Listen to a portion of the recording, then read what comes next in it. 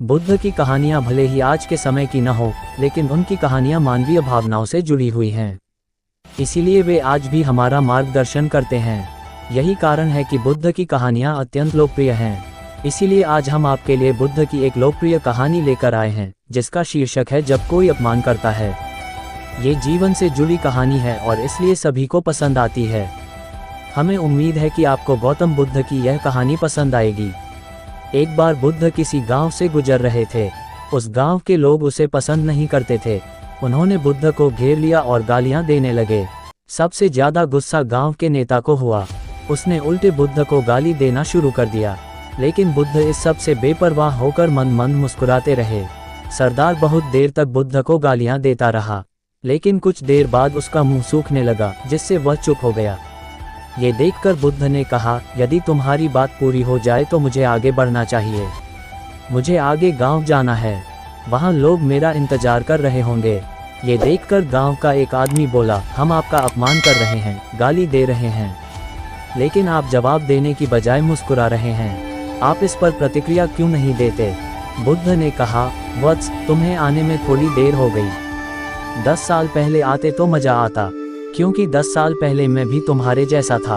यदि उस समय तुम मेरे बारे में बुरा बोलते या मुझे गाली देते तो मैं भी क्रोधित हो जाता। इससे ज्यादा तो मैं तुम्हें गाली देता। संभव है कि वह शारीरिक हिंसा का भी सहारा ले, लेकिन अब मैं आगे बढ़ चुका हूँ। मैंने अपना सारा गुस्सा और नफरत पीछे छोड़ दी है। अब मैं उस जगह पहुँच गया हूँ जहाँ तक आपकी गालियाँ नहीं पहुँच पाती। तुमने मुझे गाली दी, ये तुम्हारी भावना है, लेकिन आपकी भावनाएं मुझ तक नहीं पहुँच रही हैं। मुझ पर इसका आरोप तभी लगाया जाएगा जब मैं इसमें भाग लूंगा। एक बार मैं उन्हें स्वीकार कर लूं, लेकिन मैं आपकी इस हरकत से तटस्थ हूं, इससे कोसों दूर हूं। यही कारण है कि मैं अभी भी पहले की तरह शांत हूं। ये सुनकर सरदार बोला, अरे ऐसा कैसे? मैंने तुम्हें गालियां दी हैं और पूरे गांव के सामने तुम्हें गालियां दी हैं, फिर इसे लेने या न लेने का क्या मतलब? बुद्ध ने कहा, वत्स, मैं कल एक गाँव में गया था। वहाँ लोगों ने मेरा उपदेश सुना। वे बहुत खुश हुए। ग्राम प्रधान मेरे लिए मिठाइयाँ लेकर आए और मुझसे खाने का आग्रह करने लगे। मैंने कहा, मेरा पेट भर गया है, इसलिए मैं इसे स्वीकार नहीं कर सकता। ये सुनकर वह व्यक्ति मिठाई वापस लेकर चला गया, क्योंकि जब तक मैं कुछ न लूँ, कोई मुझे कैसे दे सकता है? इसमें मेरी सहमति तो आवश्यक है ना? हाँ, यही तो है। एक आदमी ने बुद्ध का समर्थन किया। बुद्ध ने फिर पूछा, जब मैंने मिठाई लेने से इनकार कर दिया तो उन्होंने इसका क्या किया होगा? हो सकता है उसने अपने परिवार के बीच मिठाइयाँ बांटी हों। एक व्यक्ति ने उत्तर दिया। बुद्ध ने कहा, तुमने ठीक कहा। ठीक उसी मिठाई की तरह तुम मेरे लिए गालियाँ लेकर आए हो और चाहते हो कि मैं उन्हें स्वीकार कर लूँ।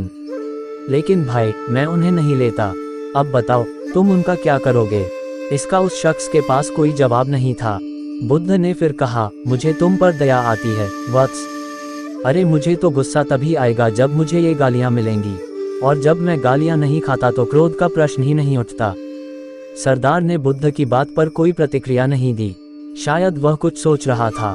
बुद्ध ने कहा, मैं अपनी आंखों से देखता हूँ कि गाली एक कांटा है जो देने वाले और लेने वाले दोनों को क्रोध से पागल कर देती है। तो फिर तुम ही बताओ, मैं आंखों से भी कांटों पर कैसे चल सकता हूँ? आंखें रहते हुए मैं गालियां कैसे खा सकता हूँ? और होश में रहते हुए मैं क्रोध कैसे कर सकता हूँ? अतः मुझे क्षमा कर दो वत्स, मैं तुम्हारा उपहार स्वीकार करने में असमर्थ हूँ। इतना कहकर बुद्ध ने हाथ जोड़ दिए। बुद्ध की बात सुनकर सरदार लज्जित हो गया। उसकी आंखें भर आईं। वह कुछ कहना चाहता था, लेकिन उसके होठों ने जवाब दे दिया, और जब उससे और सहन न हुआ तो वह बुद्ध के चरणों में गिर पड़ा। दोस्तों, हम में से ज्यादातर लोग यही सोचते हैं कि हमारे दुखों का कारण कोई और है, और जब हम इस पर विश्वास करते हैं तो हम आत्मनियंत्रण की कमी और खुद को नियंत्रित करने में असमर्थता को नजरअंदाज कर रहे हैं। वास्तव में ये हम पर निर्भर करता है कि हम दूसरों द्वारा प्रदत्त नकारात्मकता को स्वीकार करते हैं या नहीं।